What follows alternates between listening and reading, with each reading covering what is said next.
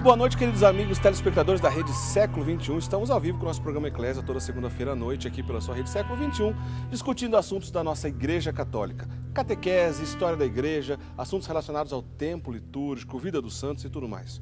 Hoje a gente está ainda no mês de Maria e a gente quer continuar o assunto. Semana passada a gente já conversou sobre outros assuntos relacionados a Nossa Senhora e hoje a gente continua essa conversa sobre Nossa Senhora e tudo que envolve a espiritualidade mariana.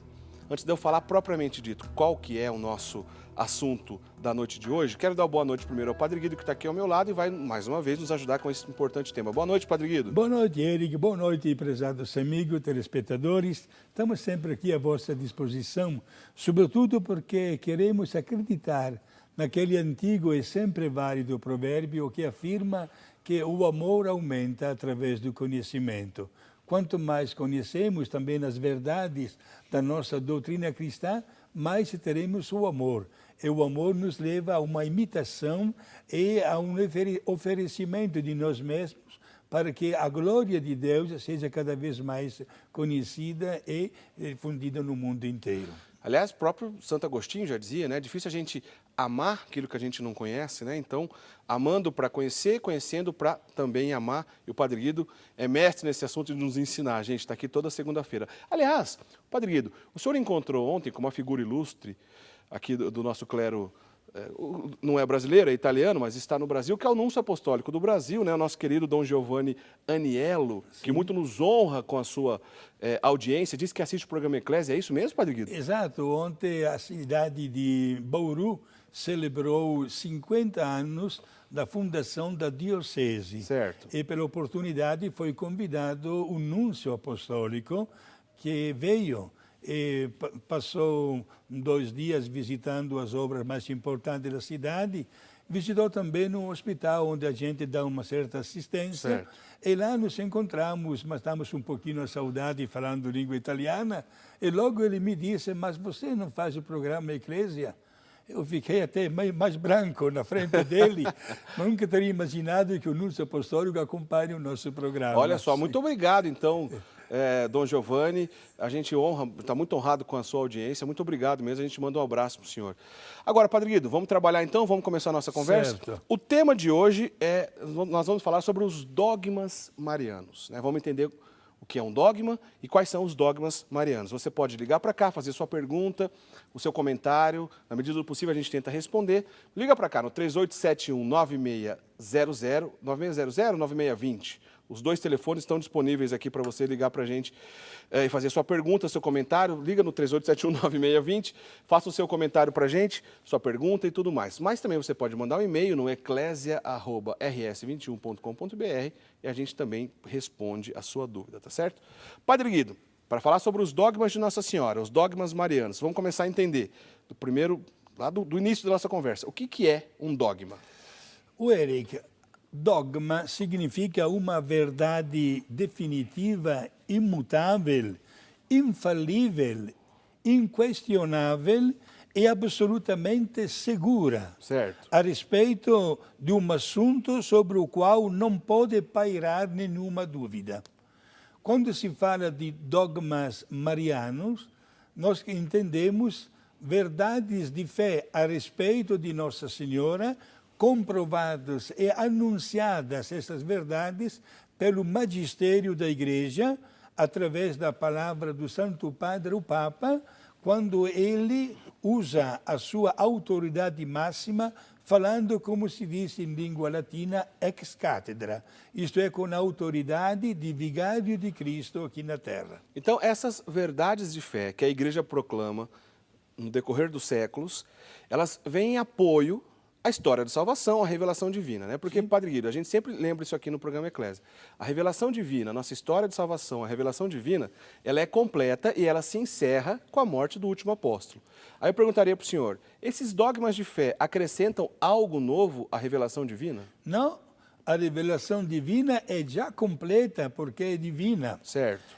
É a inteligência da pessoa humana que descobre nesta revelação divina aqueles fatos, aqueles episódios tão marcantes que, uma vez analisados e estudados, se tornam dogmas. Entendi. os dogmas não estão registrados, digamos assim, de uma maneira muito simples. Não encontramos na Bíblia definições de dogma a respeito de Nossa Senhora, por exemplo, o assunto de hoje. Mas a Igreja, estudando a pessoa de Maria e o que a Bíblia fala a respeito de Nossa Senhora, chegou à conclusão de 4 grandes verdades de fé que atinge diretamente a pessoa de Nossa Senhora. Nós vamos falar sobre cada uma desses 4 dogmas, dessas 4 verdades de fé que o Padre Guido está já adiantando aqui para a gente. Mas, então, Padre Guido, no decorrer dos séculos, a graça de Deus vem em auxílio da nossa inteligência humana. Sim. Nós, enquanto homens, nossa inteligência, claro, não dá para se comparar com a divina, infinitamente inferior.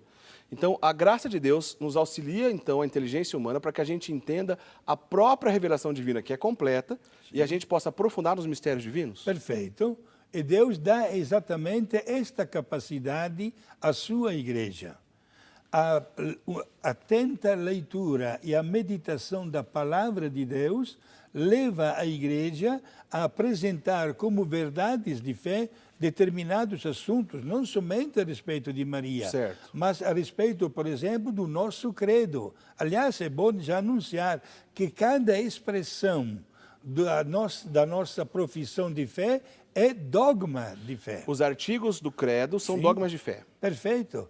Como também tudo que Jesus anunciou e não poderá nunca ser modificada a expressão da linguagem de Jesus. Por isso a Igreja anunciou verdades de fé a respeito da nossa doutrina, do nosso credo. Verdade de fé, por exemplo, quando até nos dias de hoje o Papa proclama um santo. Um santo também é dogma de fé. A declaração de um santo, a canonização, nunca poderá ser discutida, nunca a Igreja poderá voltar para trás, porque o Papa fala com toda a sua autoridade e apresenta esta grande verdade, dizendo que aquele homem, aquela mulher, estão mesmo no céu como santos. Então, quando o Papa canoniza alguém, como recentemente a gente viu tantas canonizações, inclusive São João Paulo II, São João XXIII, e o nosso Anchieta, Padre Anchieta também agora santo, quando o Papa proclama um santo, é irrevogável, exato, não se volta atrás. Ali não pode existir um erro, porque daquele momento passa a ser um dogma de fé. Então, nesse caso, todos os dogmas de fé precisam ser aceitos por quem aceita a fé católica. Perfeito, não se pode absolutamente duvidar dos dogmas da nossa fé. Isto é muito importante, meus amigos, porque, como falaremos hoje mesmo, a respeito de Nossa Senhora, há pessoas que não consideram estas verdades de fé. Certo. Por isso nascem discussões paralelas que não dão em nada. Quando a Igreja, proclamando uma verdade de fé, quer ajudar uma pessoa a aumentar também a sua fé. Então, é bom que fique claro também, Padre Guido, a gente sempre volta nesse assunto aqui, mas como se trata de um programa de catequese, de um programa sobre a doutrina da Igreja, a gente vai lembrar, claro, certamente os pontos claros da doutrina da Igreja. A fé católica não se trata só da Bíblia, é um tripé: Bíblia, a tradição oral e também o magistério da Igreja, que nada mais é que os documentos oficiais da Igreja na história, então, da Igreja Católica. Por isso que o senhor disse, né, Padre Guido, que nem todos os dogmas de fé nós acharemos, por exemplo, na Bíblia. Né? Porque a nossa fé católica não está baseada só na Bíblia, mas nesse tripé, que, aliás, esse tripé não contradiz as Sagradas Escrituras, e por isso que não vão encontrar. Padre Guido, houve na história da Igreja algum dogma que foi proclamado por um Papa, depois passados os séculos, em outras gerações, etc., um Papa de muitos anos depois precisar revogar um dogma antigo, isso é possível? Não, não é absolutamente possível, porque a proclamação de uma verdade de fé é irrevogável. Certo. Não se pode voltar nunca mais para trás. Por isso que, para chegar a uma definição de dogma, o caminho, meus amigos, é muito bem escrupuloso, usamos a palavra. A Igreja age com um estudo cada vez mais profundo para ter a certeza de estar diante de uma verdade de fé que deverá ser aceita por todos. Então, antes da gente propriamente dito entrar nos dogmas marianos, que outros exemplos de dogmas, que outras coisas são dogmas além das canonizações, como o senhor disse agora há pouco? O senhor lembra de alguns?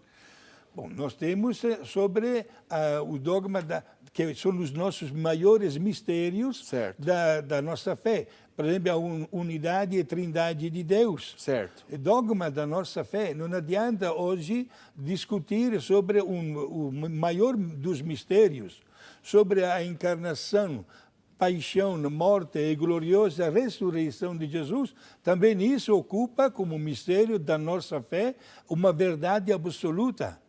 Sobre as qualidades, nós notaremos as virtudes de Nossa Senhora, temos sobre a mesma vida de Jesus e, repito, sobre todos os artigos da nossa profissão de fé. Por exemplo, geralmente num concílio, que é uma reunião de bispos, em alguns casos, alguns concílios proclamam alguns dogmas de fé.